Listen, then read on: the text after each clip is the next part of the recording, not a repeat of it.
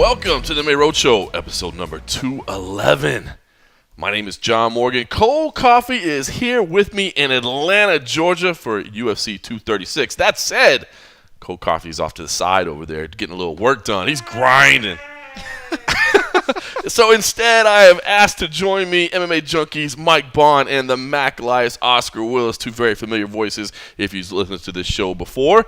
And listen, I want to get to UFC 236, guys, because that's really what we're here to do. But I do believe that this TJ Dillashaw news is so big, I kind of feel like we got to start out with it because I feel like this thing is not only massive in what happened, but massive in the way people are reacting to it, man. I mean, it has remained huge news, and the criticism has been so loud and so outspoken. I mean, Joe Rogan was overly critical. Matt Serra today coming out with this expletive-laden rant as well. And I mean, that's on UFC State Radio right there. I mean, you know what I mean? They could put a stop to that real quick if they wanted to, and they definitely didn't. So I don't know, guys. I want to ask you because I am on the bandwagon that yes, I mean, incredibly disappointed to find out that the TJ Dillashaw tested for EPO because this is not something where he could say tainted supplement. This is not something where, oh man, that you find that in ground beef. You know what I mean? Like you have to inject this into your veins. So I think that says a lot for why TJ basically has not argued, has not made a statement, has just accepted his sanctions. But what I want to ask you guys is, and we'll start with you, Oscar, is like, do you have a theory or an idea or an understanding why it seems like this is the moment that everybody has decided to come out and go, hell yeah, we got to take care of these cheaters when it seems like we've heard this over and over? Is it because he's a champ? Is it because people just don't like the guy? Is it because it's EPO? I mean, what do you think it is? Well, it's a little bit of the above, right? So I think people, if he'd have failed for like testosterone or maybe a generic state like Duranabol or something like that, I don't think it'd get this much. I think EPO, Lance Armstrong, it's this crazy, oh my God, that makes you superhuman. So I think that's part of it. I think the other part of it is he was just so damn good. If he was someone like low on the roster, they wouldn't be getting all this shit. It's TJ Dillashaw. He's so good. He's like, and the way he fights is so flashy. And then it's like, because of the drug in question, it's all about cardiovascular. It's like, that's why he was that good. So I think that's part two. And then part three is a pretty divisive guy, really. I actually think one of the reasons why he's being so heavily criticized is because he's renowned as this insanely competitive guy, and now it's like, it's not a good look. People have said, I think yourself has earlier said to me that Chael, and he's really the only one who's ever got away with it. Just walked. Nope, nobody cares. Yeah, it's all good. It's all good, Chael. Undefeated, undisputed. But it's like, he just owned up to it, and I think TJ hasn't been helped by the fact that his coaches have basically come out and said, and I understood his coaches were going to come out and say, we support him, but their statement said to me, like, yeah, we knew. Right. I mean, you can't say that, but like, that's the sort of tone I took. Yep. And what his strength and conditioning coach's statement was, wow. I've just about finished it now. It was a statement. For a man of few words, it was quite a statement. But yeah, so in summary, I think the reason why TJ's being so heavily criticized is he was so good, he was already a bit divisive, and he's an easy guy to dislike, and it's the drug in question. It's all of the above. Mike, what about you? I mean, do you feel like are we reaching a turning point where people actually care or want to do something? Or again, is this just people nailing TJ Dillashaw? Yeah, I think it's that. And obviously, I don't want to say he has like a reputation, but there's obviously been some accusations thrown his way. He has a fighting style, which I think if you take that out of the equation, you kind of look at the optics of what EPO does for you. You can kind of say, so much of his success could stem from that. We don't know how long he's allegedly been on it, right? But look at some of his finishes in the UFC, 4th round finishes, 5th round knockouts and stuff. Like that comes from a certain ability to push the pace, and that's when you can really hurt a person in there. Like Justin Gaethje has said multiple times, like, I want more money for 5-round fights because if something bad is going to happen to me in that octagon, it's going to be in the 4th or 5th round. So and that's when TJ has shown to do a lot of his best work. So he's just kind of an easy target in that sense, and it's kind of like an outrage. He's knocked out a lot of guys, he's finished a lot of guys, and it just raises questions over all of it. And he's made himself an extremely easy target in that sense, especially, he's made it very clear, like Oscar said, he's extremely competitive. He'll do anything to win, apparently literally in that sense. So I don't know, it didn't work out for him in the last one, obviously, but yeah, he's just his entire personality, the accusations that have been thrown his way, it just makes it really easy to pour on the guy right now. It does, man. I'll tell you what, this thing is still kind of ongoing and still developing. I mean, I think that TJ just wanted to keep it as quiet as possible. I wonder if USADA wanted to keep it as quiet as possible now because, earlier today as I was thinking about what we were going to talk about tonight, I was going to ask you guys, what do you think about Cody Garbrandt, man? Should he push to make sure that we get more tests done? Should we? And I was going to say, dude, if I'm Cody Garbrandt, maybe I'm even telling USADA, like, hey, I'll pay for it. Like, I will pay for this testing. Don't worry about it. If it's gonna be expensive, I'll pay for it. And I really thought about that. And then, sure enough, in the time between when I thought we'd start talking and the time we sat down tonight, Ali Abdelaziz's manager and Cody are tweeting, I guess, that they wanted USADA to test the urine, and USADA told them there is no urine to test, and this stuff is supposed to be stored and kept. And, again, this is kind of all developing and breaking, and I imagine we'll see Jeff Nowitzki this weekend, and hopefully we can ask him a little bit. But if that's the case, if they're not keeping this urine that I thought they were supposed to be keeping, that's a problem. Honestly, it's a huge controversy, and again, not one they need right on the back of the John Jones thing either. But in my opinion, it's almost as bad. It would be another bumbling. Well, that John Jones thing was mishandled. Yeah, it's mishandled, but this would be, in my opinion, probably even worse because they built this whole USADA reputation on. And by the way, they have a biological passport. We've got all your shit from years ago that we can go back and test. And there's always been this sort of threat to fighters like, well, I can't cheat now because even if I can pass a test now, in 5 years they can come back and test me. And it's Cody versus TJ was not that long ago. Right. And it's well and good to say, oh, we didn't have the money to keep it on ice. But that's a title fight. If you're going to keep any of them on ice, probably keep the title fight, especially the title fight where one of them's already accused the other one of taking the drug that you eventually caught him for. And Cody said that he asked for extra testing behind the scenes. If that guy was so concerned that not only did he say something in a press conference in front of everybody, which made him look kind of silly, if he was willing to do that, and if he told you behind the scenes that he's scared and that he wants you to hang on to it, or not hang on to it, but test him additionally, and you didn't bother to hang on to it, dude, that's a problem. And I'm not this tinfoil hat guy. Like, I like the USADA thing. I really do. I think it's a good program.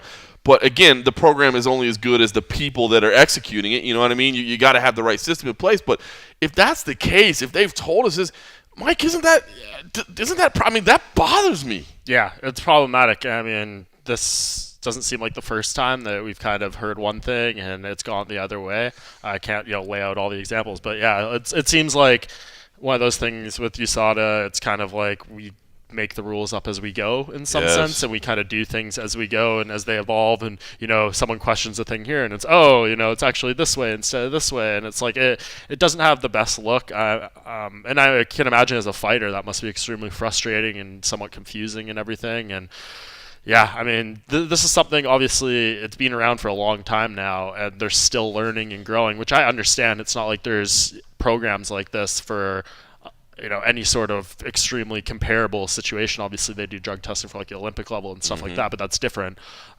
For this, yeah, it's a little disappointing. I couldn't imagine being in Cody's shoes right now. He must just be...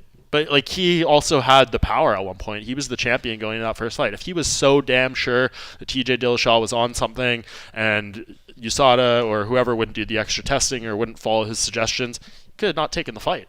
Like, he could have done that, and obviously that would have made... Come on, man. Of course. That would make him look bad. He would get all the outrage, but if this was going to happen to TJ at some point, he would have been vindicated. But don't they have a tip line? So is it because he didn't call the right number? Like, is it because he did it in public? They didn't test? Like, if they apparently, especially on the John Jones agreement, was that he gives them information, information unspecified. But if that's how they resolve things, is like we have a lot of tips and that's what gets us information. He gave them the biggest tip in the world.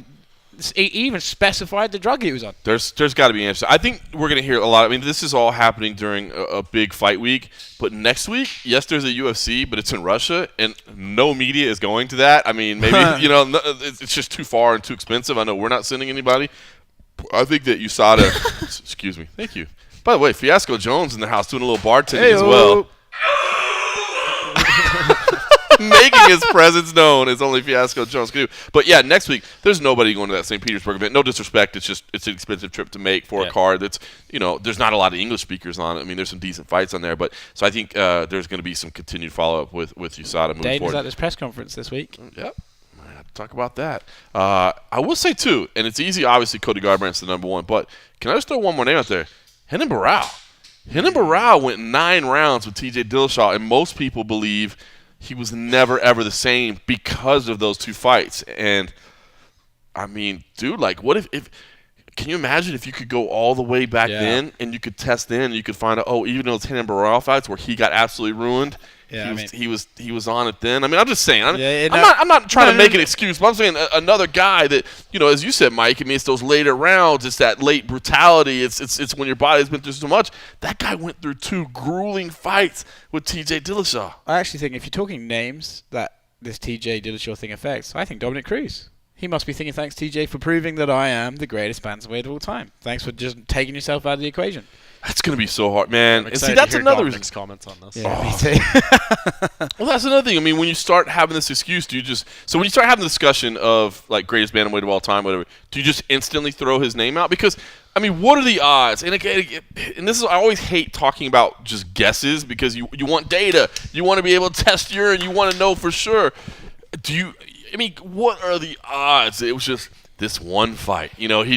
This one fight, he's like, I've been doing good, but man, if I'm going to try this champ thing, I got to step my game up a little bit. I got to go with a little EPO. I mean, he looked very different on the Ultimate Fighter, I thought. Yeah. Do you know what I mean? Mm-hmm. I mean, it's so ridiculous, and it's wrong to. That's what I'm saying. It It's wrong sucks to to do speculate, this, but how can you not, right? But it's. So do you instantly rule him out? Like, when you start talking about the greatest bantamweight of all time, do you just instantly go, asterisk, no? And if that's the case, do you rule John Jones out? Do you rule Anderson Silva out? Do you... Well, the bantamweight thing, it was already close for me. Yeah. With Cruz and DJ, so it's easy to say Cruz now, but go on, mate. Yeah, no, I think it comes down to what if he comes back. I think right now you have to call the entire resume into question, even though he's only failed for this one specific fight. It's one of those things that you imagine... It wasn't just for this one. I mean, I know we're all speculating and everything, but yeah, if he comes back though in 2 years and puts in another body of work, and that's kind of what's helping John Jones now. Like, he came back, he's winning fights again. People have a very short memory. They're easy to forgive in this sport in that sense. Like, if he came back and put in a body of work and maybe even got the title back, that would be huge for him and kind of repair things a lot. But yeah, Anderson Silva, people have those questions because he hasn't won a fight since he came back from being suspended. Obviously, he's way older and everything. Right. He kind of just... And his greatness was in a completely different era, too, where I think we all know pre-USADA, there was a lot of drug abuse going on in the sport, and I think we just kind of have to accept that, and can't really call that stuff into question, because I think everyone was probably on it back then, so it's like... Okay, Anderson was doing it, but the playing field was more even in that sense. Right. With Jones, he, as I said, he's able to come back and build up some new stock. And his whole thing, I mean, it depends how you want to look at it with this, picograms and the pulsing and stuff. You could, if you have a certain opinion, you could say this is all worthless. Right. He's still cheating right now, you could even argue, but he's coming back, he's winning fights, he's able to compete. If TJ Dillashaw can do that, it would help him a lot. That's very difficult to see for him right now. One thing I will say, though, that's something that USADA hasn't necessarily done in the past. They better test him from now until then. Yeah. Oh, yeah. Because they haven't done that a lot. But yeah, they suspend someone. They should be showing up on his door next week. Let him just go scot-free for 18 months or so. But they do that all the time. I know. They go, all right, off you go, John.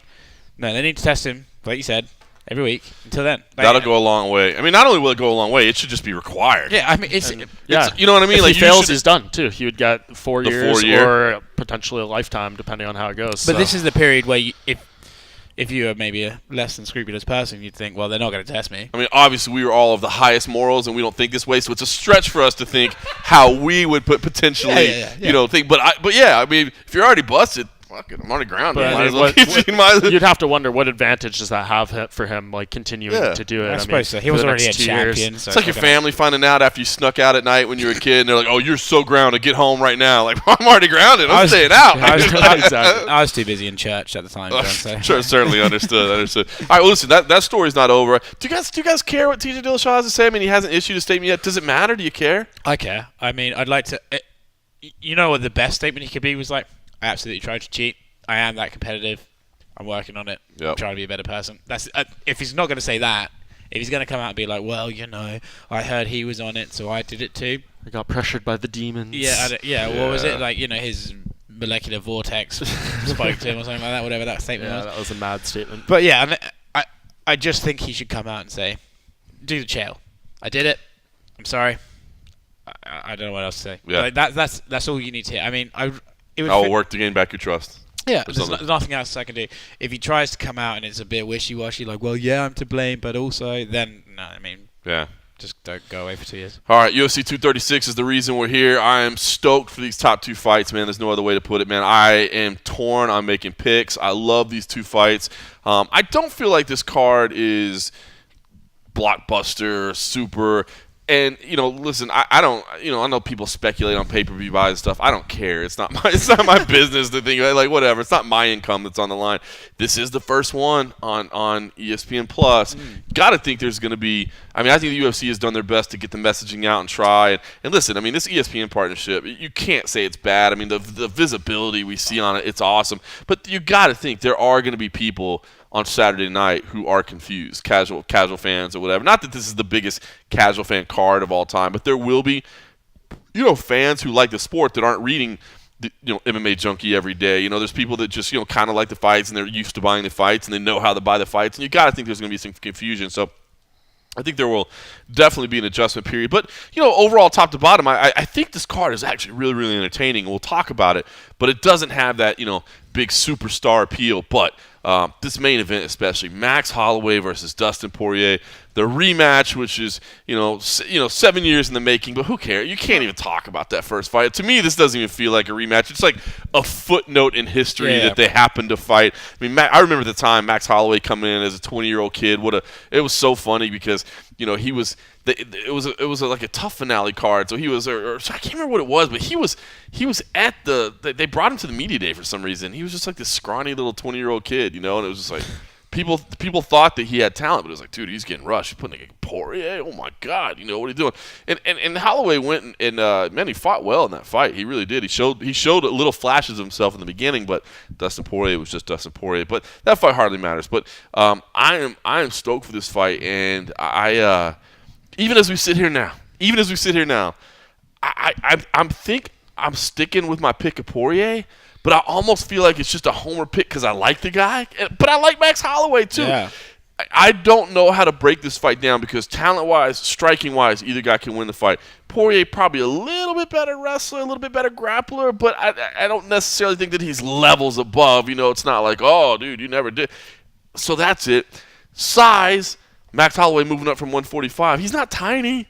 People think he should probably be at 155. Anyway, he's bigger than Poirier. Yeah. I did feel like he was a little slow, and I'm talking about Max Holloway. I felt like he was a little slow at the open workouts, but I feel like my mind has kind of been poisoned now by, the open workout he had when he was supposed to fight Ortega the first time, and like all of us were sitting around going, what the fuck is going on right now? Well, the Khabib one. Yes. It's just I feel like we're all in that moment, but I didn't see but the guy that fought Brian Ortega in Toronto would murder just about anybody. You know what I mean? So it's like I don't know how to evaluate what kind of Max Holloway is going to step in there on Saturday because, dude, you're talking about Poirier that has gone through a murderer's row of people. The former champions that he has beat to get here in these last handful of fights. That Gaethje win, dude, you beat Gaethje. You gone through the ringer, But in a now, war. Fight of the year. War, dude. You know what I mean? That was incredible. And then, having to sit down at the post-fight because he couldn't even stand. Amazing. But the Holloway that beat Ortega, insane. The Holloway that starched Aldo twice. And I don't care what you say, Aldo's old now. Is it? Bro, that's Jose Aldo, and you starched him twice. You know what I mean? And no disrespect to and I've always said this, Conor McGregor, the quick knockout, amazing, right? But I'm not taking away from Conor McGregor. Obviously, he beat both these guys. But I'm more impressed when I see somebody dominate somebody for 1 round, 2 rounds, 3 rounds versus just boom, one shot and done. So I say all that to say I think I'm leaning towards Poirier. I would not be shocked if Holloway would not only would I not be shocked, I wouldn't even be surprised. I'd just be like, yep. So you guys, I know we've been talking about it a lot all week because I think we're all excited about this fight, but have either one of you picked up on anything verbally, physically, something that made you go, man, here's what's going to happen? Yeah, just with Max, it doesn't give me any firm idea of who's going to win because who knows? This fight is ridiculous. As we said, I literally flipped a coin and I could from minute to minute change my opinion. But yeah, by the way, Mike Bohn and his staff picks literally flipped a coin. I watched him do it. He just literally flipped a coin. It was a tough one to call. Coward. And but I just think Max is. And maybe it's the kiss of death. Like, as soon as you kind of hear these guys talking about whether it's like retiring undefeated or I want to be the pound for pound best, that seems to be when they get knocked out in the next fight or something like that. But for him, like, he's just so locked in. His streak goes back almost 6 years now without a loss. Like, he's on one of the best top 5 longest winning streaks in UFC history. That's amazing to think about. And he's setting the goal very high. He wants to be pound for pound number 1 and will do whatever he needs to do to get there. Like, it seems like he just knows what he wants. He knows the fighter he is. He knows his strengths, his weaknesses. How fighting at 155 might change some of those things, we'll see. But it's hard to pick against Max Holloway right now. He's just so on point. Well, it's you said, what's the move to 155 going to do? It's rare that moving up hurts you. Makes them Especially worse. now Yeah, it's so these true. days. Do you know what I mean? And so it's like, true. what's it going to do? It's going to improve his cardio and make him punch harder. Yeah. And that guy, he's already scary. But, I mean, for me, Mike's the stats guy, but when I think about this fight, I actually think there's going to be a new stat. I mean, most punches thrown, probably. The two of them are the most volume strikers around, and I can just... We sort of addressed that Poirier's got like decent wrestling to fall back on. Yep. But I think Poirier, as much as he is a smart guy, I don't think he minds being sucked into a bit of a firefight. Right. And I'm interested to see them. I think there's going to be some wild exchanges because if you remember, Max has this crazy ability to like switch stances, roll punches from almost within clinch range. Against Ortega, he was like right in his face, punching multiple times, and I think Poirier was going to swing right back. And I'm interested to see. I think that might be where Max is able to just have the better movement to land more of those crazy volleys. I mean, You're right. When the fight was first announced, I honestly thought, I was like, well, Max is going to smoke him. I thought Max is actually too big for a featherweight anyway. The guy who fought Ortega was one of the best fighters I've ever seen. True. And I thought he would move up. Poirier would be too small. And when you see them, Max is the bigger guy. But actually, it's not as stark a difference as I thought. Right. And I really respect Poirier because... again, we talk about moving up. Look what the jump from featherweight to lightweight did for him. Yeah. I mean, exactly. Changed it. Like if we look at 8-1 since he moved up. I mean, if we look at the way McGregor, like, just knocks him out with essentially a clipping punch. Right.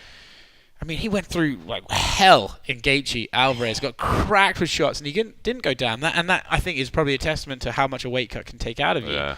And Holloway, he's got that Islander, man. You can't knock him out with a bat anyway. I think. Dude, it's so fun. I love it. I'm leaning Holloway, but who knows? It's funny, man. Poirier, I remember like those 145 days, hearing the stories of like his meals were like 6 almonds and two spinach, leaves. Yeah. It's like, the fuck are you doing he was killing himself for, to get man? down Like, there, yeah. what is Why? wrong with you? That cannot be good. So, all right, I love this fight. Will not be shocked if Holloway wins, but I think I'm leaning towards Poirier. And you know what? I think it's probably kind of a homer pick, man. I've always been a big Poirier fan. I mean, it's so hard not to. I mean, these are two like. I've never seen anything you put out on these guys. It's like, the reactions are, I don't know who to pick. I wish neither of them had to lose. Like, I love both these guys. These are my 2 favorite fighters in the entire sport. Like, I can't really think of another fight where I've seen 2 fighters so endeared going against each other, and it's gonna really suck on Saturday night to sit on press row and see one of these guys walk past us just with their dreams crushed. Why'd you have to say that? Just brought it Jesus down. Christ. But you know what? It's true. But it's very true. True story, man. I tell you what, man. I mean, this fight is, and it sucks because this fight is so high level and so fun. But I mean, listen, I'll give you a little peek behind the scenes. I can't say specifics, but our traffic hasn't been amazing at MMA Junkie. And that's why I said this doesn't feel like a blockbuster card. And you know why? And it sucks because I think it's this day and age. And I don't know who you would attribute it to cause this type of day and age, but it feels like everybody wants entertainment value. You know what I mean? They want trash talking. They want pesky Chael Sonnen. Yeah, that guy, man. He really just changed the game. And it just feels like but there doesn't need to be heat here. And Oscar, I mean, you and I were talking earlier, and you said it, man. You're like, dude, this is a hardcore fans card right here. Like, if you are a fight fan, there's no way you're not just rubbing your hands together and saying, "Ooh, I love this fight." You know what I mean? But it's not generating the casual fan interest because neither one was talking about their mom or nobody's talking. You know what I mean? It doesn't have any heat behind it. But I find that incredibly refreshing. I agree. It's completely refreshing because in a day and age where conflict is almost manufactured sometimes because it's a tried and tested system. It is. Fighters like to go to it. it's now become it used to be the refreshing thing, like, wow, these guys really don't like each other, this is exciting. And then at some point we found a real one. oh wow, these guys are actually gonna fight. And that switched to, it's like, I said to you before, I was like, I just like it when two studs who are good at fighting look at each other and go, oh, you think you're gonna beat me? And let's have some fun. And I mean, this main event, that is literally what it is. It's like two motherfuckers who can go. Yep. And I'm all for it. It's awesome, man. All right, let's do this. Mike Bohn, since he's sitting down here, he had a chance to speak with Max Holloway earlier today, and I figured, hey, why don't we play that little audio and let you get a little peek behind the scenes of the young Mike Bohn speaking with the young Max Holloway. Max, I feel like you really kind of turned a corner leading into this fight. I know you had the really rough year last year. You came back, you had an amazing performance. Just how good does it feel to be back in the groove, fighting consistently after that rough patch? Feels good, like I said. You guys saw me before that year last year. You guys saw me 3 times, and 2 years before that, you guys saw me 4 times each. So it's just great, It's just great to finally be back. This is what I feel like I was put in this earth to do, and I love doing it, and I'm glad to be here. Yeah, and you've talked about how low things got for you, both personally, everything during that time. How much did that help you mature, though, in hindsight? Now that you're past it, you got a fight under your belt. You're moving into another big fight here. A lot. It's not how you start the race; it's how you finish. And you find out who's really with you and who's really not. In those dark times. So I was just grateful for everybody. Everybody's helping me. You guys always reaching out. A lot of people was reaching out for my actual health, not for fighting reasons. And it was amazing. It was amazing, and I'm grateful. If I could go back and change that, I wouldn't change a thing. I had to go back. I had to go to there. Going through those things made me a better person, a better fighter, a better father, just a better human being. Period. So I'm grateful for what took place last year. How do you stay so grounded? Because, over the past few months, a lot of outside the cage stuff, a lot of, negativity, fighters doing certain things in their personal lives, all that kind of stuff getting headlines. I've never heard a bad thing that you've done outside the cage ever. How do you kind of keep that grounded level? My coaches, there's a bunch of things that my coach is my team. If I do some of the things that's been getting headlining, my coach would kick me off the damn team. Like, that's just how it is, Me and my team, we share core values. We all have core values, and we all have the same ones, So we stay level-headed. They keep me grounded, At the end of the day, a lot of these guys, they like cheerleaders. I got no cheerleaders on my team. None of them. Not one guy is a cheerleader on my team. They check me when I need to be checked. And then they help me when I need to be helped, and that's why I love my team. I'm dead ass serious. A bunch of things that's going on today. If I did a bunch of those things, I would get kicked out of my gym. And it's not about loyalty or whatever. It's just about values and valuing things. And that's why I'm grateful for the group of guys that I'm with. That's great to hear, and it's crazy you almost lost a full year there, but this is your 28th UFC fight. You're the youngest fighter to hit 20 UFC fights at 27 years old. It's just crazier pace. I mean, when you look at the end, do you think of a number, how many UFC fights you actually have? Is it 30, 40, 50? Mike Bohn always hitting us with facts. Oh, I love reading your facts and your records. I don't know. I want to fight another, how am I, 28, like 7 years? So I don't want to fight after 35, but we see what happens when we get there. But 2 to 3 fights every year, maybe 4 here and there, and some of them. We see what happens. We see what happens with with what weights they want me to fight and this and that. That would help. If it's heavyweights, I'll be fighting like 5 times a year. So we see. Yeah, and you mentioned the facts. I put that one out there that your 20th UFC fight, you've never been knocked down, and you joined John Jones and your Hawaiian BJ Penn is the only people to do that. I'm sure this is not something you really want to think about, but what brings on this durability? Is it a mental thing? Is it a physical thing? Like, how do you just, you've taken some punches in the fights, but you've never been knocked down? I'm blessed, I guess. I'm just blessed. That's as simple as that. And I think it just comes from culture. The Hawaiian culture is some warriors. We got some gangsters. And I really don't know. I don't know. Just some people got it, some people don't. I guess I'm one of the guys that got it, and I'm grateful for it. And I can just see right now, compared to when I talked to you on a Thursday when you're fighting at 145, you just look so much healthier, so much better. How much better do you feel right now? And just based off what we just said, the durability, that extra 10 pounds has got to help too. I feel good. I feel great. And the 10 extra pound does help. In training camp, everybody, this fight at 55, everybody keep telling me like, oh, the size is different, we're stronger. I'm like, guys, who you guys think I train with? I don't train with 45ers, you know. I maybe train with maybe one 45er and then a guy lighter than 45, you know. Everybody else is like 70, 85ers, you know, and 55ers. So I've been here, you know. So I just can't wait to show the world. I just can't wait to show the world and go out there and prove, you know, the 10 pounds help, you know, more cupcakes, and it's great. And Dustin says he needs to mentally prepare for fight of the night, an epic war. Just you need to go through that as a fighter to get ready. It seems like you don't look at things like that way, that you, every time you go in there, you might have to be leaving a piece of yourself. You want to go in there and dominate. What's this difference in mentality between the two? Yeah, I don't know. You guys, that's your guys' job to figure it out. But, you know, I just think of myself, dominance. I'm not going to fight. This guy's not my equal. I ain't trying to fight in there and go like you my equal. I'm trying to go in there and make you guys scratch your guys' head. You know, the last fight, all you guys were saying that was going to be fight of the year. It was going to be a fight of the year and this and that and blah, blah, blah and this and whatever. And then at the end of it, I told you guys, I want you guys to be like, what was that? And a bunch of you guys was, you know. So I had to lift up some of you guys' jaws when I was walking past. You know, at the media table. All jokes aside, but that's just it. You know, when I think of the number one pound-for-pound guy, I think of dominance. I think of someone just dominating, and that's what I want to do. The rumors are, if you win this fight, unification bout with Khabib Nurmagomedov in Abu Dhabi in September. What is that idea? You've mentioned them icing you. You want to go to Hawaii. What is this idea in general principle? What do you make of it? I always wanted to go to Abu Dhabi, so it might be cool. I heard we're gonna get definitely some cool. If everything go great, we're definitely gonna get some cool embedded, and you know, I got a new YouTube dropping. Follow me, Blessed MMA, all Maxes. We're gonna have some dope stuff. You know, they got indoor snowboarding.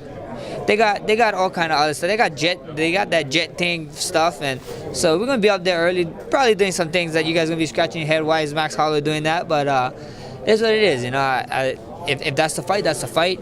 If it's a fight back down, it's a fight back down. I don't care who it is. Whatever takes me one step closer to being the number one pound-for-pound fighter in the world, put my name on the contract, I'll sign it. And just last thing on Khabib, you'd mentioned at the very first press conference that you are doing this fight because you had something to prove to him. Why do you feel that way? Why do you, as a champion of the world, have anything to prove to anyone? You know, everybody keeps saying that's the guy that's the number one pound-for-pound. You know, the rankings and stuff got him right in front of me on 3. But the whole world seems to think he's the most dominant, you know, and like he said, you know, when you talk about a pound for pound, to me, is a dominance guy. He's undefeated, you know, and barely loses a round, and that's a pound for pound guy. So if that's the guy, sign me up.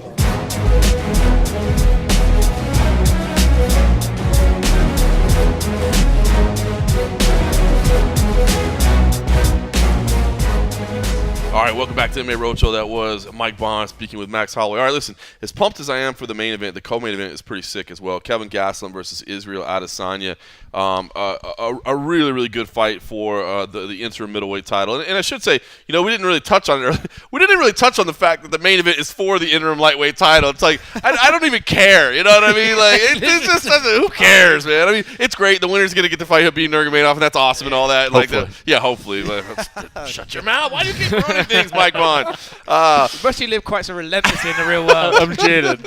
Sorry. But this is for the interim middleweight title. And it is, I guess, as much as I think we all despise interim titles, both these interim titles do kind of make sense in their own way. Sure. You know, I think you talked about it earlier today when we were speaking today, Oscar, just to keep the divisions moving forward. It doesn't feel like it's made up and manufactured.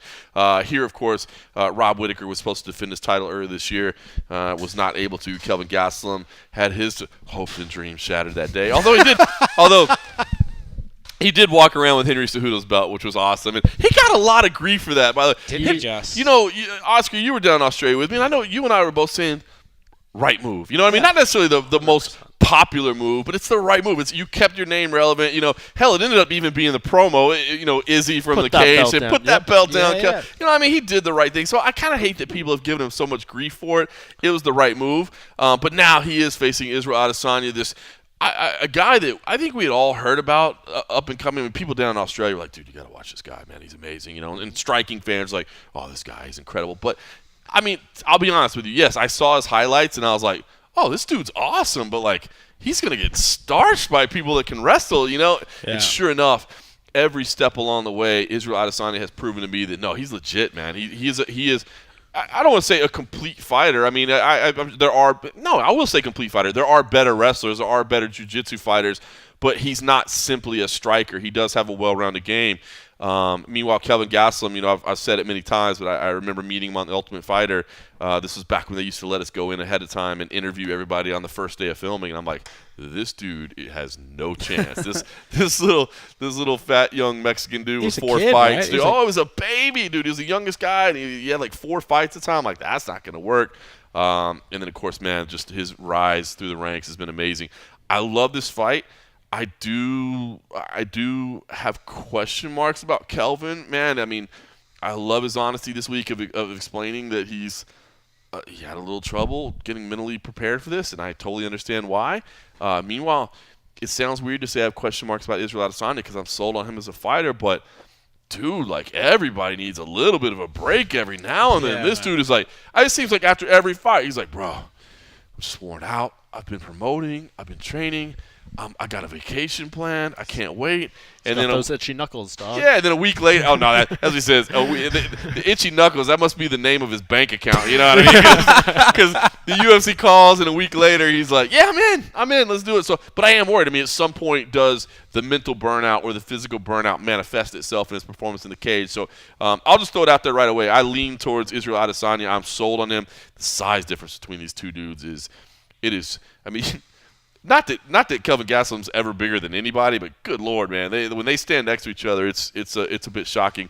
Mike, talk to me about just kind of what you're thinking about with this fight, and I don't know, man, are you leaning some way? Your excitement level, all those good things. Oh, really excited, definitely. A great fight, a justifiable interim title fight. I think Kelvin Gastelum, just to circle back to that quickly, made the perfect move in Australia, bringing that belt. He was in a desperate situation. His title shot was literally slipping through his fingers, and if Robert Whittaker was able to fight next month or something, I think he may very well have been passed over for Israel Adesanya. So he needed to do something in that situation, and here we are. He's got the fight.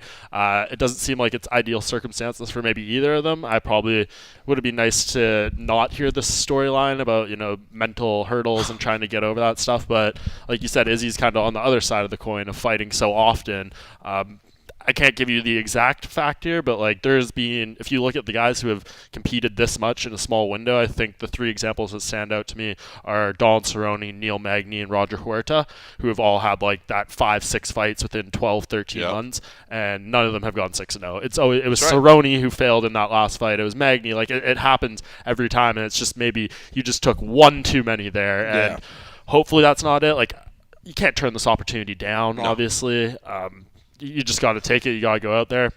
It's not like he's taking massive damage in these fights leading up to this or anything. He hasn't been hit with more than 45 strikes in any of his UFC fights, and the one that was more than that was Marvin Vettori, his second UFC fight, which you could argue he lost. But anyways, that was a crazy fight. That's a whole different thing. But yeah, there's a lot to be excited here.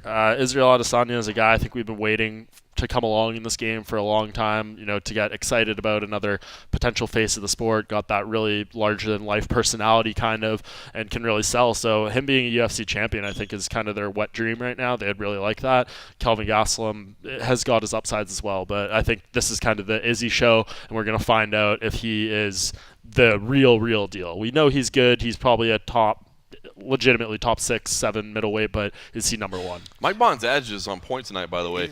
If you're down low, your hopes and dreams were crushed. If you're up high, it's a wet dream. So, we're talking about just opposite ends of the spectrum. Yeah, it's just statistics. He's just cold-hearted collection. I go off the cold hard facts. There you go. I dig it. For me, I actually think, and I said this to Kelvin earlier, I think this interim thing has kind of been a silver lining for them. Either one of them was going to fight. Let's say, so Kelvin was meant to fight Rob, but you could have argued either one of them could have slipped in and fought Rob Whittaker for the title. Well, now they get to do that, but they get pay-per-view points because they're going to have an interim belt in their hands. So they're going to have the same fight they're going to have anyway, but they're going to get a bit more cash in their pocket. So that's a silver lining. That's good. No, go ahead. I was waiting for my hopes and dreams to be crushed. I was about to shatter Kelvin Gastelum's hopes and dreams if you want to hear that. Okay, go on. Yeah, no, I was just going to say, he's talking about wanting a layoff after this. That's right. I can extremely see a scenario where he wins the belt. He doesn't want to fight till later this year. Jacare beats Jack Hermanson later this month, and he's supposedly been promised a title shot if he wins this fight. Oh, my God. No matter what. And I can totally see a scenario where I know Kelvin just beat, or Rob Whittaker has beaten Jacare, but still, I could definitely see a scenario where Kelvin Gastelum is like, I'm not ready to fight. The UFC's like, okay, we're moving on. We need to fill a card. We're going to Australia. And the minute the first punch is thrown, that interim title is gone. Exactly. Hey-o. So like, I'm already seeing Kelvin when he said that yesterday at Open Workouts. I'm like, bro. I was surprised too. He was like, yeah, I'm thinking maybe September, October. Yeah, and then he's want tried, August. I want to do it in the States or We've already heard they Mexico want or- August. Like, come on, man. Yeah. Like, you're not dictating the shots in this situation, bro. Like you're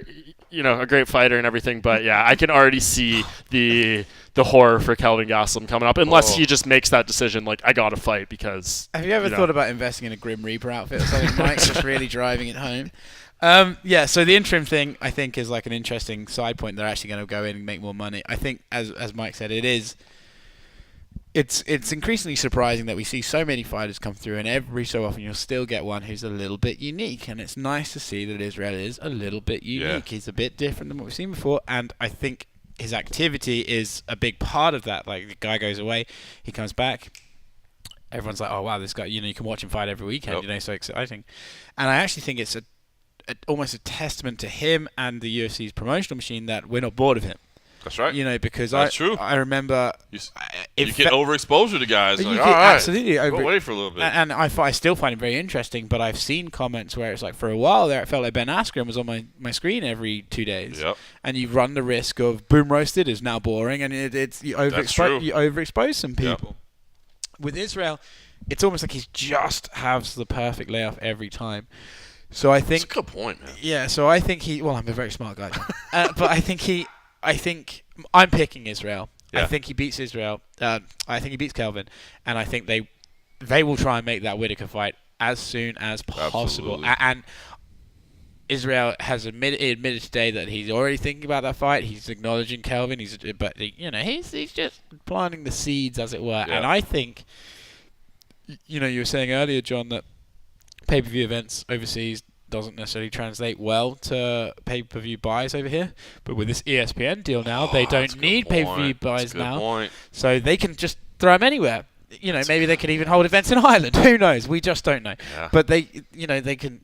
That doesn't matter so much anymore. And I actually think that the visual of an 80,000-seater arena with Israel and Rob wins, whoever wins that fight is going to be... If Israel won that fight, and we're getting way ahead of ourselves now, and it's no disrespect to Kelvin, but if Israel won in front of 80,000 people, guys, a big deal. That's no cool. And the other thing, too, as you're talking about it, it's funny because, I don't really care about the business side of it, but thinking about the business side of it, like Australia and New Zealand are still pay-per-view markets. Mm-hmm. They don't have ESPN Plus. It's a lower price, and they're tiny markets compared to the United States and Canada, but they are still pay-per-view markets that aren't affected by this ESPN Plus deal. So as you said, I mean, I've talked to journalists, I've talked to everybody that I know that I've asked in Australia and New Zealand. I'm like, could they sell out like a stadium with this fight? They're like, immediately. You don't even have to put anybody else on the card. Like, it'd just be a one fight. They're like, yeah, it's getting sold out. So that would be a massive event. As you said, man, you see people selling out stadium.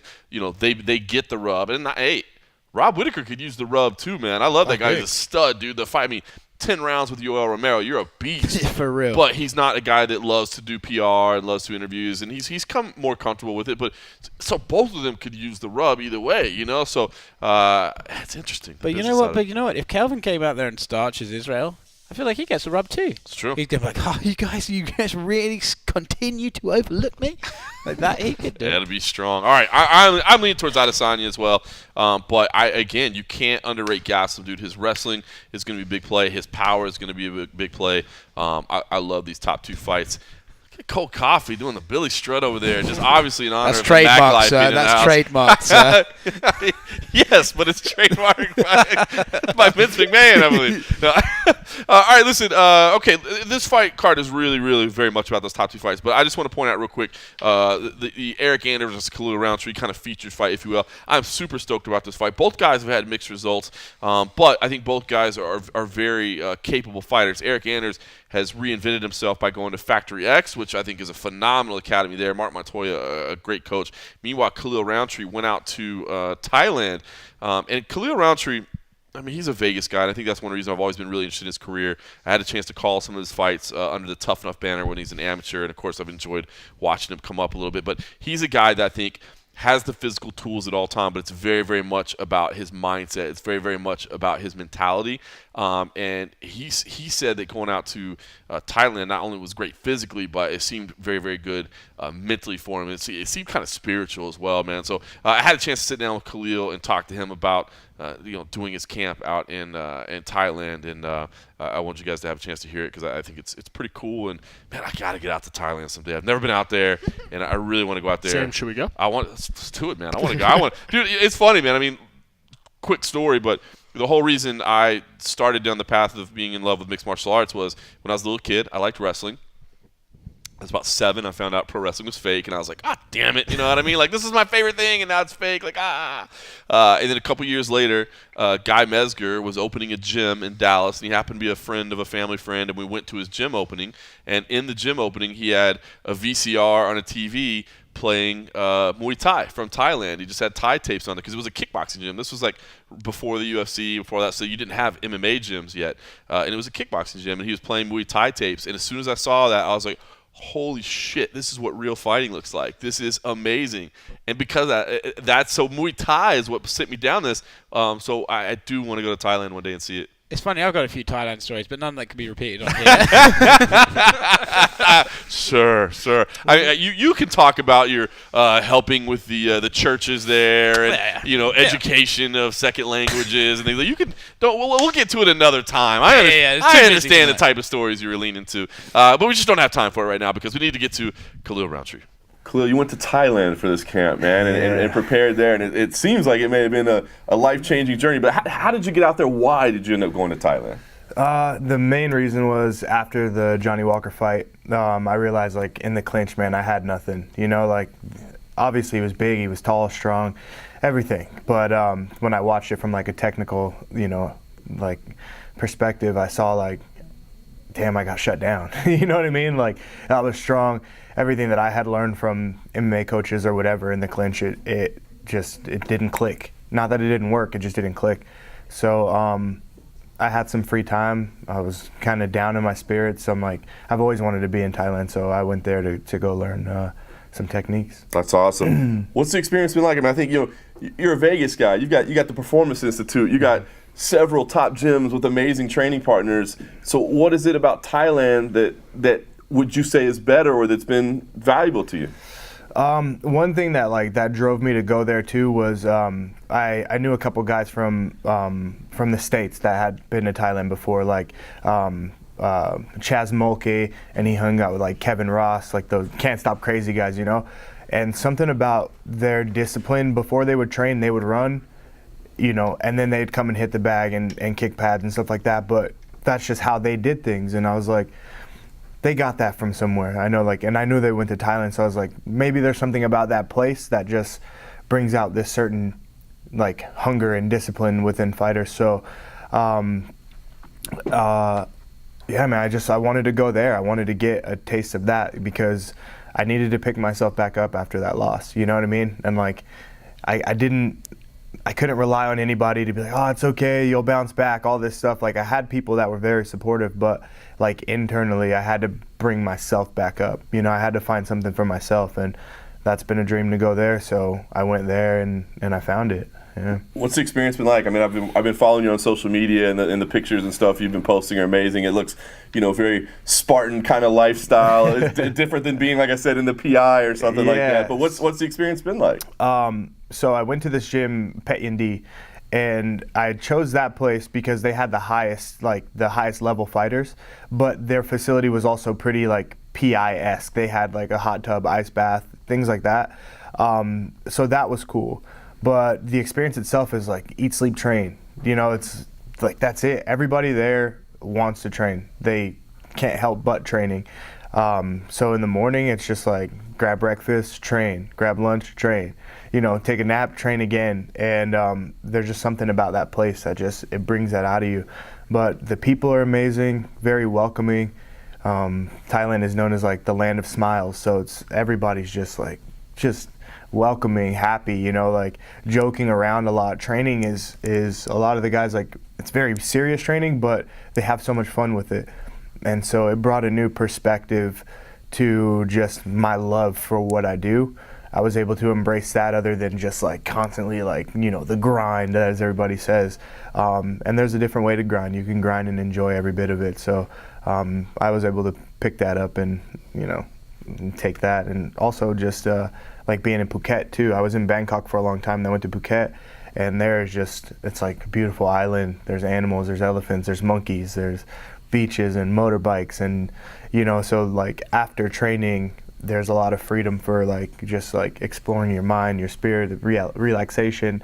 There's a lot of things in one country, man, and it's really good for the spirit, I think. It's funny that you use the word spirit because I noticed that you had posted like words of wisdom and stuff like that. So to me, as I'm following your journey, it seems like you went there for clinch technique, but I feel like it's been like some kind of has it been kind of a spiritual journey for you? Yeah, it's been a very spiritual journey, man. Like I've always been a spiritual guy. Like I've always just like explored many different religions and practiced and just in order to find just my own spiritual connection within. So being there, I met some friends that introduced me to like the Thai amulets are really popular there. They collect these and they like bring good luck and fortune and all of these things, and they're really big on a lot of the Buddhism.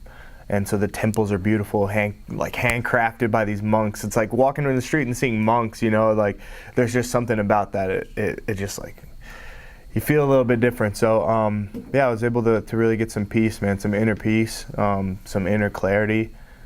Yeah, and picked up just like regular practice of meditation and training. Just good, man. Cool. Yeah. So I guess is this going to be part of your routine moving forward? Do you think Thailand will be a part of your future? It's training camps and such? Yeah. So when I went to Phuket and I just went to give Tiger just a try. Like it's world famous Tiger Muay Thai. And I was like, okay, I'll give it a few days, and if it doesn't work, then maybe I'll fly back to the States for this camp. And I got there and I just saw like there's like 60 guys on the mat. You got packs of guys from like Russia and Chechnya and like all these guys that you never really like heard of, but they are top level, So the MMA, the grappling, everything was great there, on top of having just solid Muay Thai. So and the Hickman brothers are amazing. So I think I could be there for a long time, man. I definitely wanted to go there and set my roots there for sure. That's awesome, man. It seems like it's been a great build up to the fight. Now we get to the fight. What's the feeling like ahead of time? What do you think about the matchup itself with Eric? I've said it before, like I love the matchup.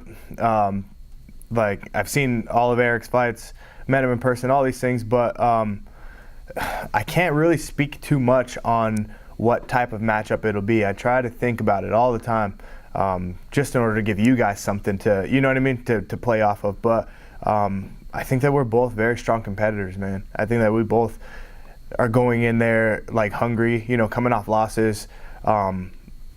With great potential, you know what I mean? The both of us, it's such, in my opinion, such an equal matchup in a lot of areas that I just like, I'm very excited myself to see how it all plays out.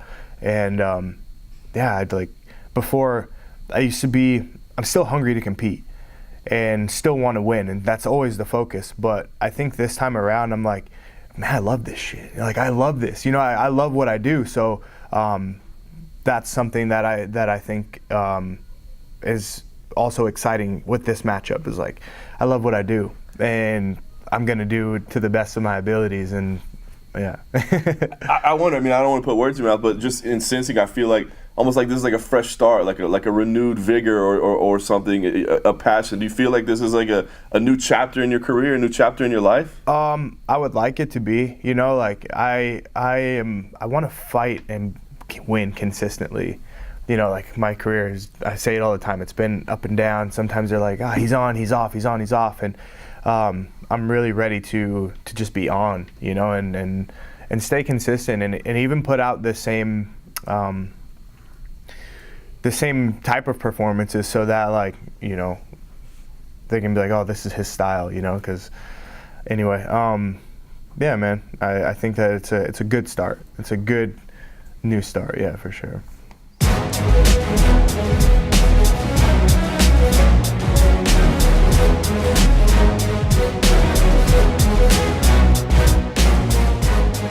All right, welcome back to the MMA Roadshow, Khalil Rountree. That dude is a handful when he is on point, but so is Eric Anders as well. I'm pretty excited. It's a shame that one of these guys' hopes and dreams is going to be shattered for the rest of their life.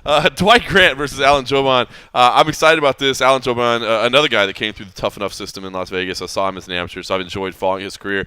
Meanwhile, Dwight Grant was incredible in his last fight. He had that brutal knockout. And he's had the interesting story this week of if you Google his name, if you just Google it, it comes up as Beanie Siegel, who is a rapper, who is also his real name is Dwight Grant. And so the Google has instituted, I'm sure probably MMA fans have seen this, but if you Google people's names, it comes up with like a fight box basically. Like they've got like their little a Google fight module basically, and it shows Dwight Grant's picture, but it says that Beanie Siegel is fighting Alan Jobon. So it's been kind of funny. But Dwight Grant said he's a Beanie Siegel fan. I did ask him if he was going to walk out to the music. I'm like, that would be a chance to kind of capitalize. He's like, I'm a fan. He's like, that just doesn't seem. He's like, it just seems too contrived to me. I'm like, I don't know. Maybe you should capitalize on the moment.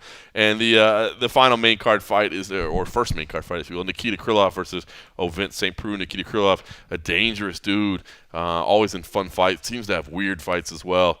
He lost in his return to the UFC after leaving to go fight in Russia at Fight Nights Global against Vince St. Preux, who has had some ups and downs, but again, he's a guy that when he's on point can be very dangerous. Guys, out of that main card, anything that you're really excited about or one that you're looking forward to the most? Yeah, Alan Jobon. Sorry, I took a moment there to think. I was like, he is on the main card, right? But yeah, Alan Jobon. Yeah, he's been away for a little bit, but I always thought that, he's a bit of a character. He's got a unique sort of backstory, and I think there's something in there that people can pay interest in. And as long as he gets a consistent run of fights, consistent good performances, I think he might not win a world title one day, but he's fun, man. He's in good fights, and he's good fun dude. Obviously, a well-spoken guy, man. Yeah. Handsome dude. He's a model on the side. Is he a model? I didn't fucking know. Did you know that Vince St. Preux played football? I don't know if you guys Did know. he really? Eric Anders also played college football. Oh my gosh! I know, it's crazy. The things you learn. That's crazy. Mike, anything stand out to you? I mean, if I have to choose, obviously the title fights are number 1 and 2, but I'm excited to see OSP and Nikita Krylov. I mean, those guys are always action fighters out there. The rematch that everybody demanded, right? The world has been on the edge waiting for them to run it back. Exactly. But Krylov, I mean, win or lose in there, it's a finish every time. It's been proven. All of his fights have ended in a stoppage. So, you're going to get something out of that fight, whether it's him getting choked with something random again or him getting some revenge on OSP. But I think this is the barometer here of like how much does OSP have left? Is he still capable of being a top 10-ish light heavyweight and then can kind of build from there if he gets a win? But I think both of these guys really need a good performance. I mean, I don't think we're looking at any of them as like championship contenders in the near future, but if you want to keep getting relevant fights at 205, you got to win here.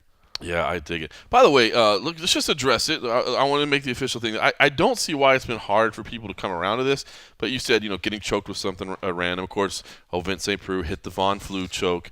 St. Preux? Yeah, why can it not be the Von Preux choke? I get it. That people say they don't want to take away from Von Flue. He was the first one to hit it, so they don't want to take away from him. I get it. You can mix it. But OSP has hit it several times. 3 times, yeah. You can't just and you can't change the name. And by the way, OSP choke is a stupid name. So there's that. Yeah. I've heard of it. It's the OSP choke. No, it's right there it's on the T for you. Von Flue, St. Preux, Von Preux. Call it the Von Preux choke. Yeah, they were having a debate about this on the broadcast from the last event, I think I remember. I was in the media room, so I couldn't fully hear it, but I felt like Dom and DC, whichever event that was that they were all calling, were having some sort of debate over this, what it should be called. I think John Anik is trying to influence that and make it. What is he leaning towards? It's either the Von Preux or the St. Preux. I can't remember, but go with the Von Preux. Show respect to your elders. Yeah. Keep the lineage. But when somebody does it better, you got to update a little bit. Yeah, I mean, what if Nikita Krylov loses to that technique twice? That would be bad.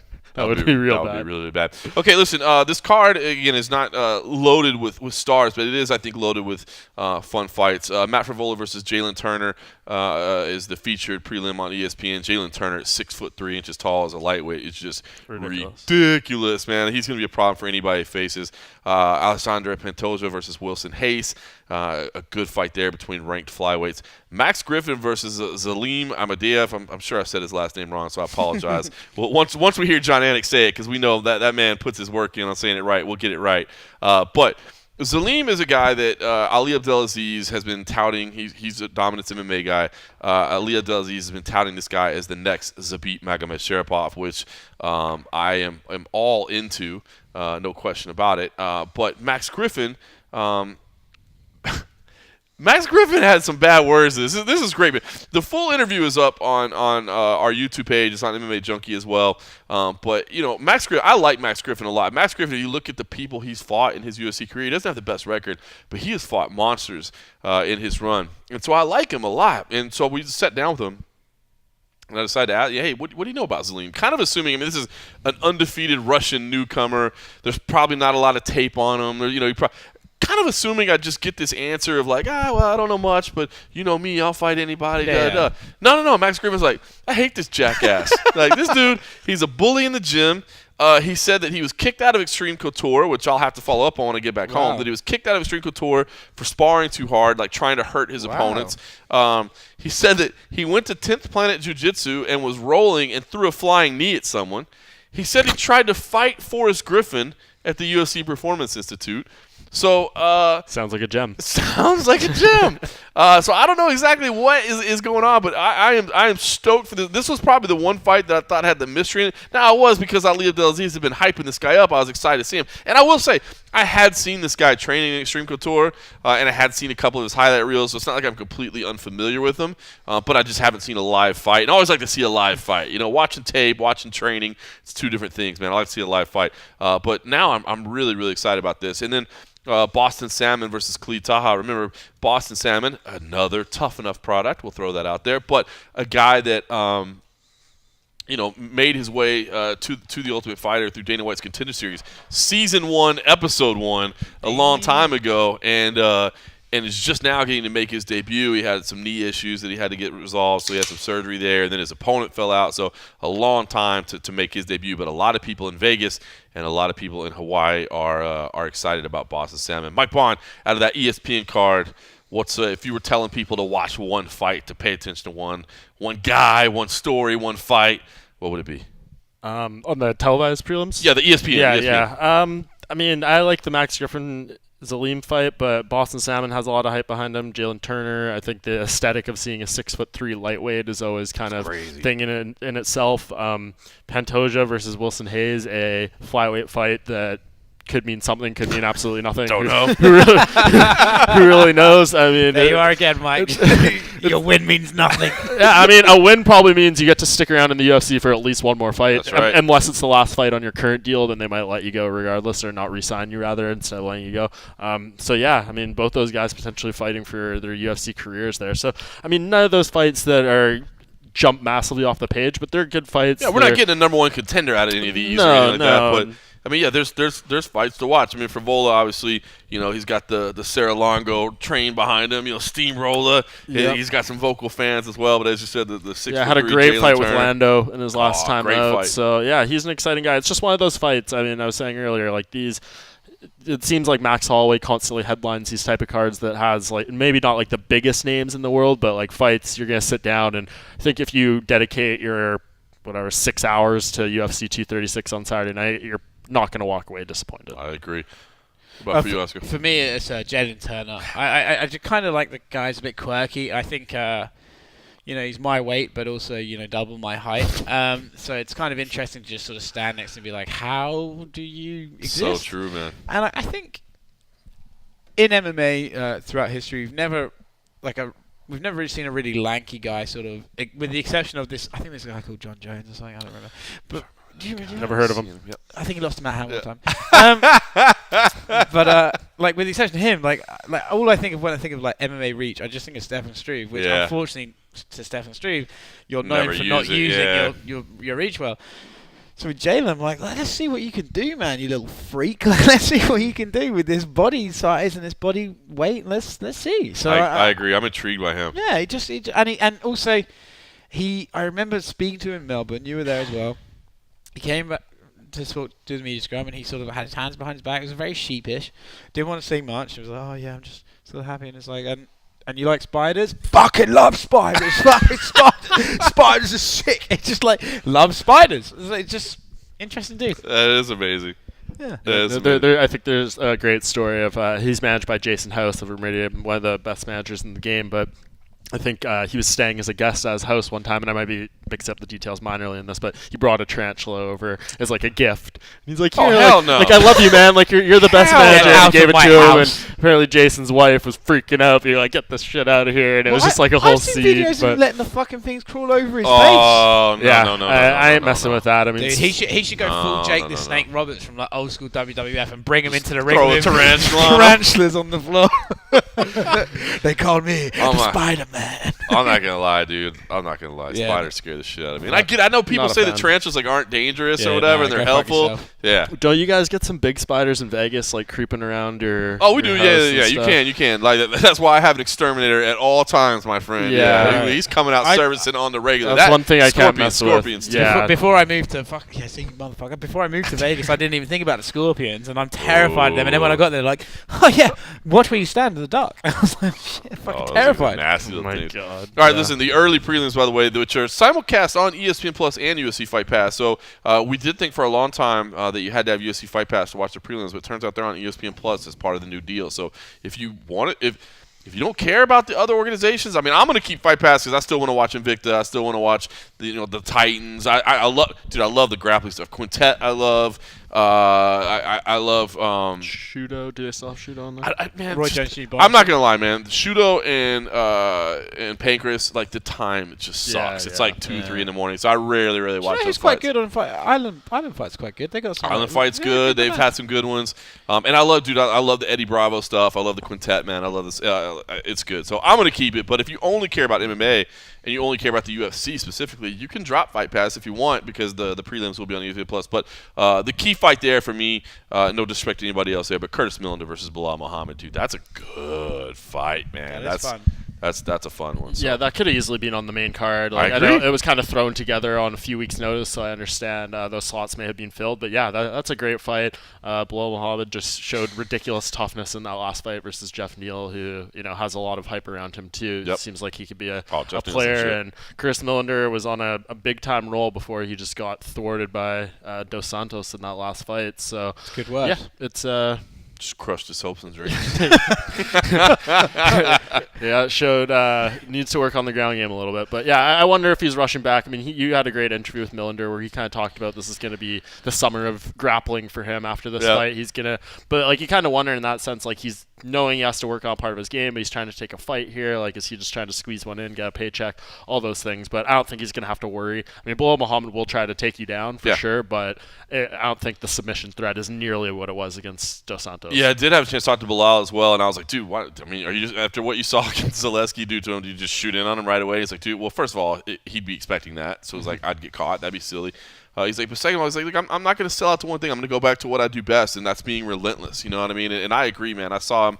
I called one of his fights coming up before he got to the UFC, and dude, just relentless, man. Just stays in your face, aggressive. And he's like, dude, I realize, I've started to try to be too flashy. I've tried to do too much. He's like, no, man. I just got to stick to who I am and what made me and what got me to the game. So I respect that. So listen, I do think this card, I mean, not being silly, but sure, it's top heavy, and the top two fights are the ones we care the most about. But I do think we could get a very, very entertaining night of fights. You look at these matchups, I think we could be in for it. Hopefully, I'm not cursing it. Knock on wood.